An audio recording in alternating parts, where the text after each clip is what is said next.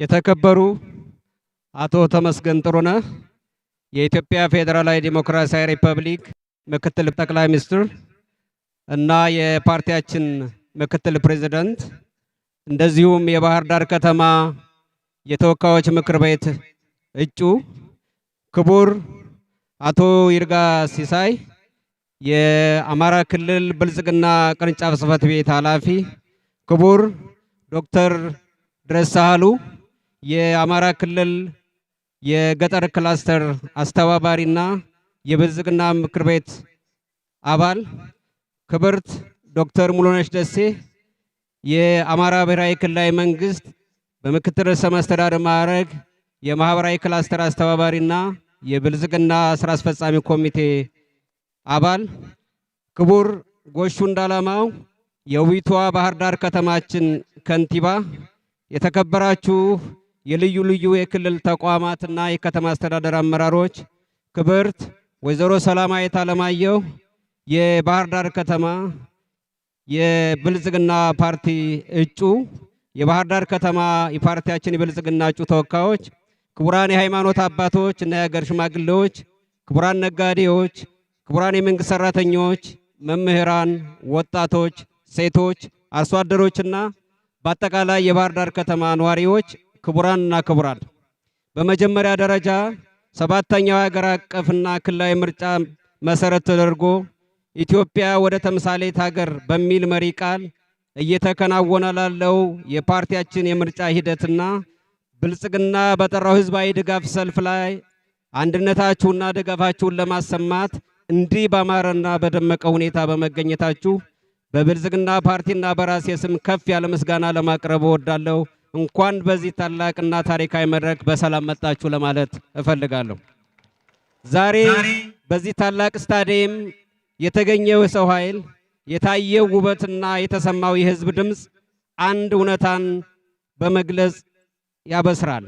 እሱም የኢትዮጵያ የብልጽግና ጉዞ ወደፊት እንጂ ወደ ኋላ እንደማይመለስ ነው።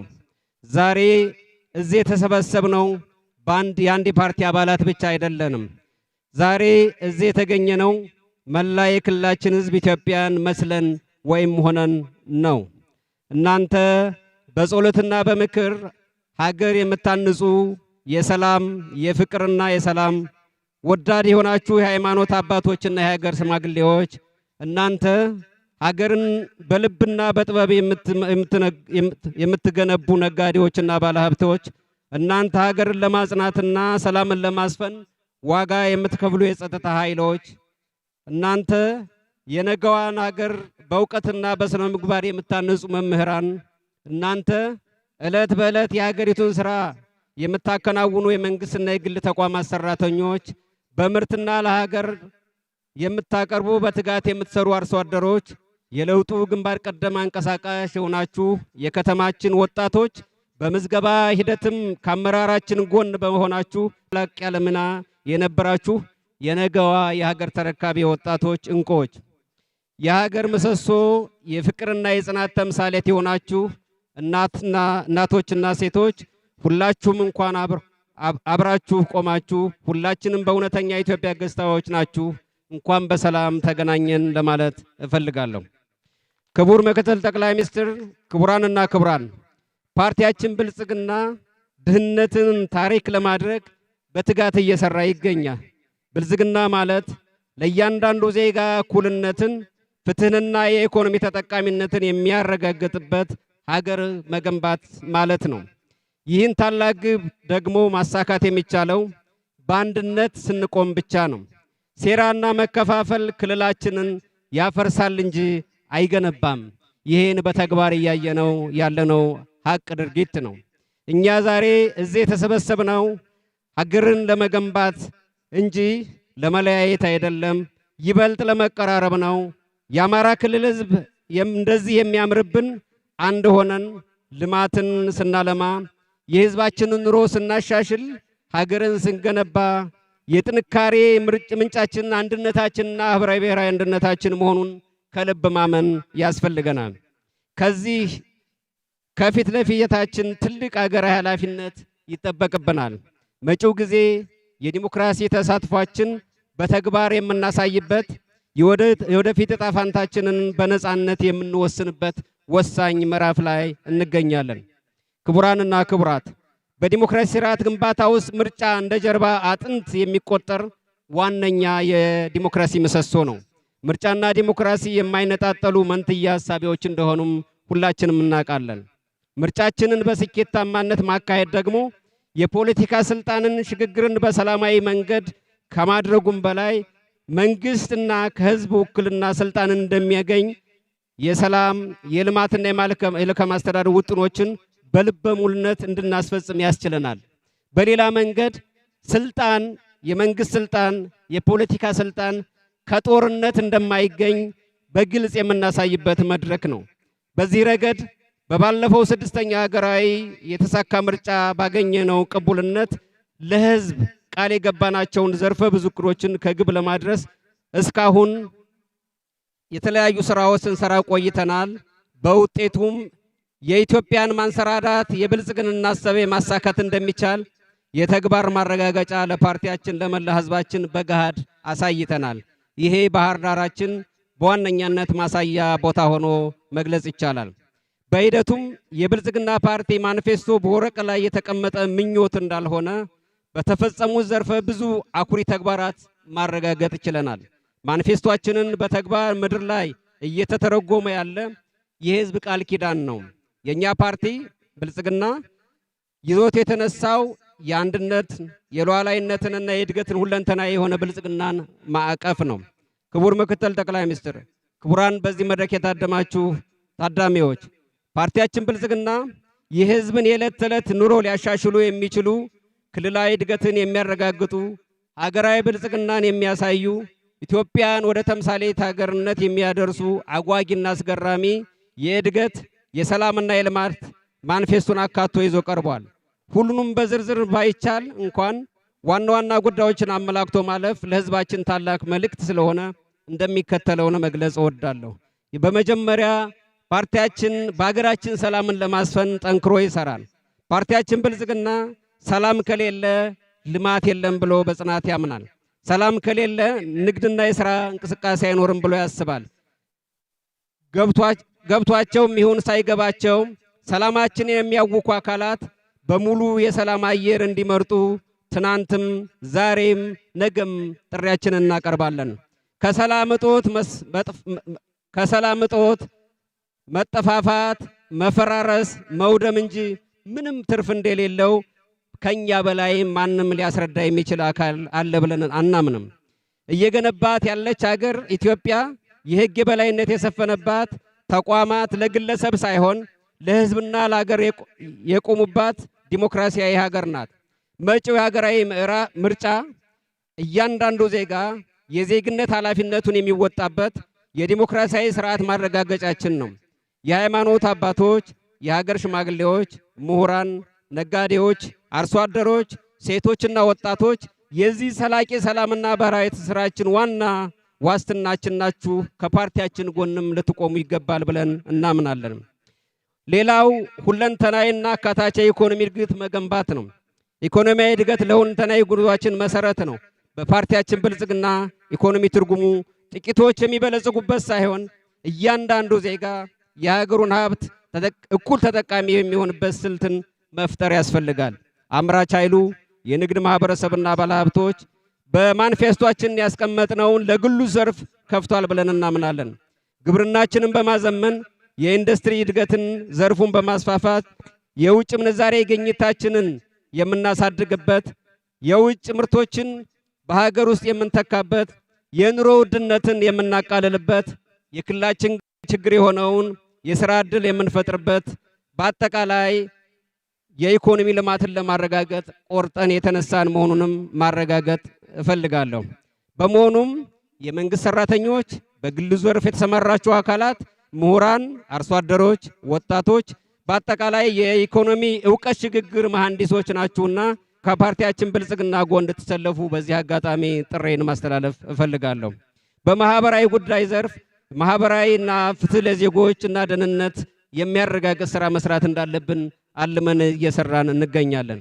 እውነተኛ ብልጽግና የሚለካው በጤና፣ በትምህርት፣ በዜጎች ደህንነትን ማረጋገጥ በመሆኑ ማንም ዜጋ ወደ ኋላ የማይቀርባትን ሴቶች በፖለቲካ በኢኮኖሚ ተሳትፎና ውሳኔ ሰጭነት የሚሆኑባትን ወጣቶች የፈጠራ አቅማቸውን ተጠቅመው ሀገርን የሚመሩበትን ኢትዮጵያን ጠንካራ ኢትዮጵያን እውን የሚያደርጉበትን እናንተ ውድ የሀገር ምሰሶ የሆናችሁ ሴቶች እናንተ የወደፊት ተስፋ የሆናችሁ ወጣቶች ዕውቀታችሁን ጉልበታችሁንና ክህሎታችሁን በመጠቀም ክልላችንን ብሎም ሀገራችንን በጋራ እንድንገነባ ፓርቲያችንን ጥሪውን ያቀርብላችኋል።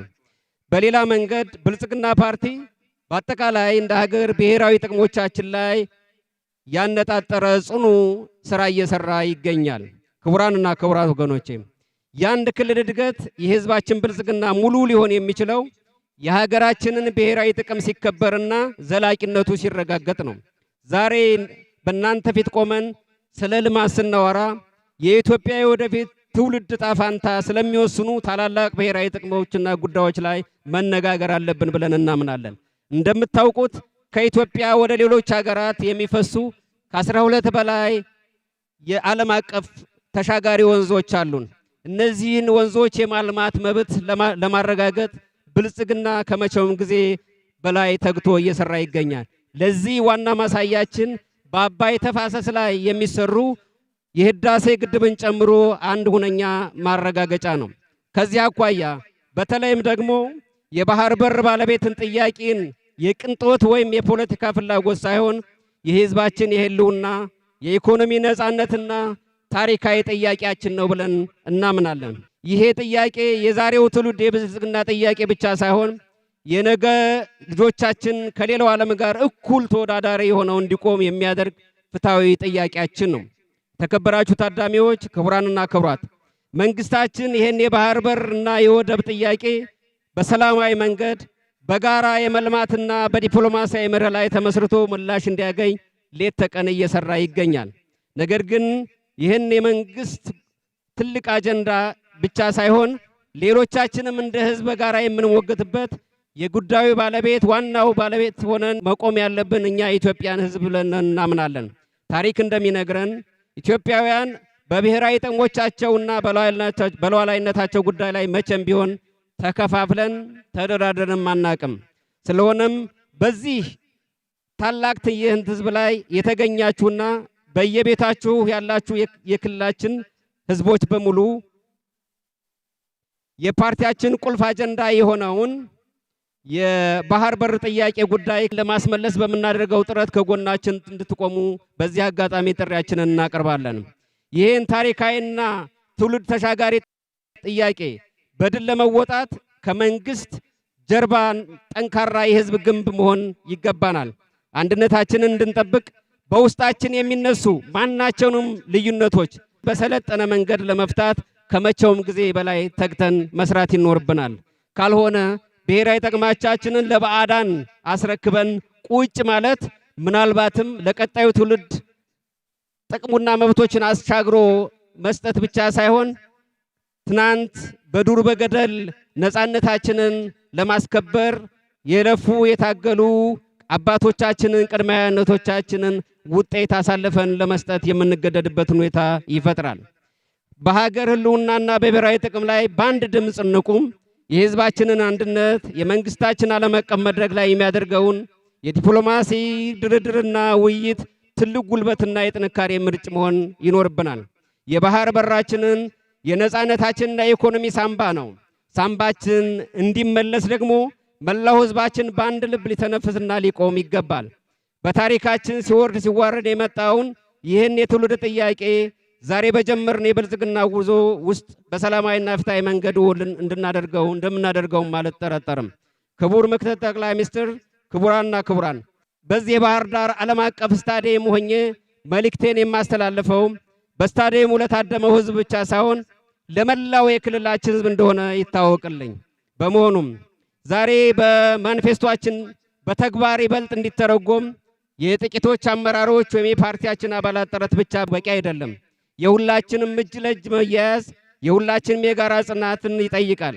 ከፊታችን የተዘረጋውን የብልጽግና መደመር ጉዞ ይዘን መከፋፈልና ኋላ ቀርነትን አስወግደን ወደ ታላቅነታችን ማማ ልንወጣ ይገባል።